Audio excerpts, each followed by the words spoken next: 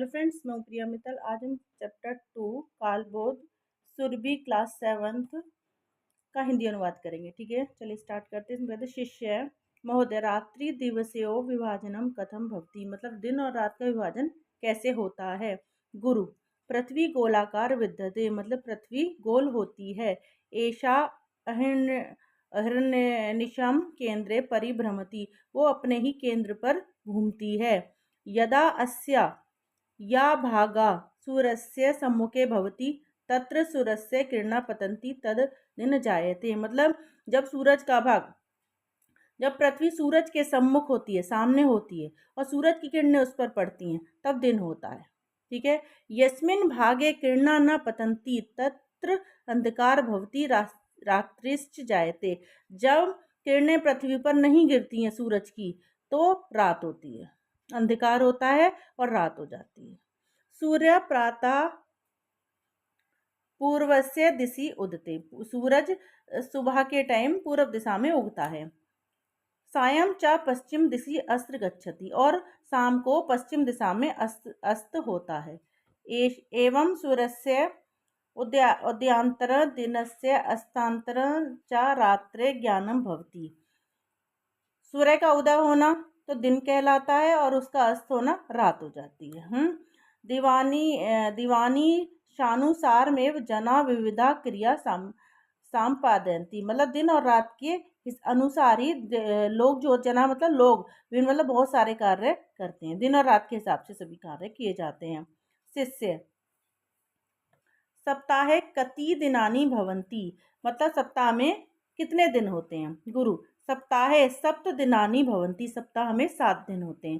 तेषाम नमामि तु रविवार, सोमवासर, मंगलवासर, बुधवासर, गुरुवासर, शुक्रवासर, शनिवासर और ये चेती, मतलब सप्ताह में 7 दिन होते हैं।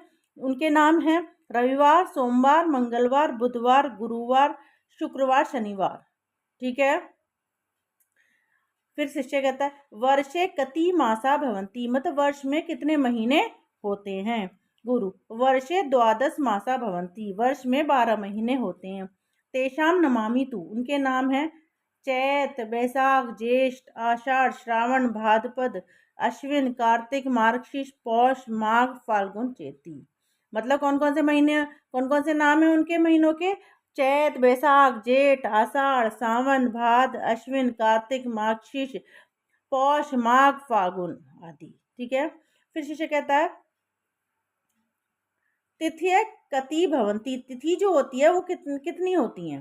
ठीक है, गुरु, प्रतिपक्ष तिथि 15 भवन्ति, मतलब प्रति एक पक्ष जो होता है वो 15 दिन का होता है। कौन कौन से पक्ष होते हैं, कृष्ण पक्ष और शुक्ल पक्ष। चलिए, यथा प्रतिपदा, द्वितीया, तृतीया, चतुर्थी, पंचमी, षष्ठी, सप्तमी, अष्टमी, नवमी, दसवीं, एकादशी, द्वादशी, त्रयोदशी, चतुर्दशी, पूर्णिमा, अमावस्या, मतलब वो 15 जो दिन होते हैं कौन कौन से होते हैं, प्रतिपदा, जिसे एकम बोलते हैं। द्वितीय, तृतीय, चतुर्थी, पंचमी, षष्ठी, सप्तमी, अष्टमी, नवमी, दसवीं, एकादशी, द्वादशी, त्रयोदशी, चतुर्दशी, पूर्णिमा और अमावस्या आदि। माँ से फिर कह रहे हैं माँ से 2 पक्ष भवत है, मतलब मास जो होता है, महीना जो होता है 2 पक्ष में होता है, 2 पक्ष होते हैं उसके, शुक्ल पक्ष और कृष्ण पक्ष। ठीक है, शुक्ल पक्ष है पूर्णिमा, कृष्ण पक्ष चा अमावस्या भवती, मतलब शुक्ल पक्ष में तो पूर्णिमा और कृष्ण पक्ष में अमावस्या होती है। ठीक है, फिर है शुक्ल पक्षे चंद्र क्रमशः वर्धते, शुक्ल पक्ष में चंद्रमा उदित होता है, मतलब पूरा होता है शुक्ल पक्ष में। पूर्णिमास्या चा पूर्णता प्राप्त होती, मतलब उस दिन पूरी तरह चंद्रमा जब पूरा दिखता है उस दिन पूर्णिमा होती है। या पंचदशमी कलाभी पूर्ण भवती है, और 15 दिन पूरे होने पर वो पूर्ण हो जाता है। कृष्ण पक्षे चा क्रमशः 6 प्राप्त होती, कृष्ण पक्ष में ये क्षीण होता जाता है, मतलब घटता जाता है जैसे जैसे, है ना। प्रतिदिनम तस्या एका कला क्षीयते, प्रतिदिन उसकी एक एक कला क्षीण होती है। अमावस्या सा पूर्ण रूप लुप्त भवती, अमावस्या को पूरी तरह से लुप्त हो जाता, मतलब दिखता नहीं है अपने को चंद्रमा। फिर है शिष्य कति ऋतु भवती, मतलब वर्ष में कितनी ऋतु होती हैं। गुरु, चैत वैशाख में बसंत होती है, ज्येष्ठ आषाढ़ में ग्रीष्म होती है, श्रावण भाद्र में वर्षा ऋतु होती है, अश्विन कार्तिक में शरद होती है, मार्गशीर्ष में हेमंत ऋतु होती है, फाल्गुन, माघ फाल्गुन में शिशिर होती है एवं ये 6 ऋतुएं होती हैं। ठीक है, ठीक है। शिष्य एकादश विंशति पर्यंत संख्या गणयते, एक इस प्रकार इनकी संख्याएं होती हैं।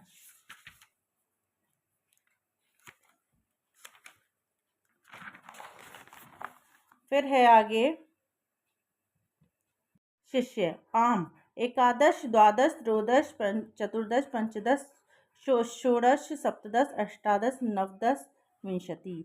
मतलब शिष्य कहता है हाँ 1 2 3 चतुर्थ पंचदश 15, एकादश मतलब 11 12 13 14 15 16 17 18 19 20। ठीक है। अब गुरु कहते साधु वत्स सम्यक उत्तम। साधु कहता है हाँ, इस तरह से हमारी 20 ऋतुएं होती हैं। ठीक है, यहीं पर हमारा चैप्टर खत्म होता है। उसके क्वेश्चन आंसर नेक्स्ट वीडियो में लाएंगे। ठीक है।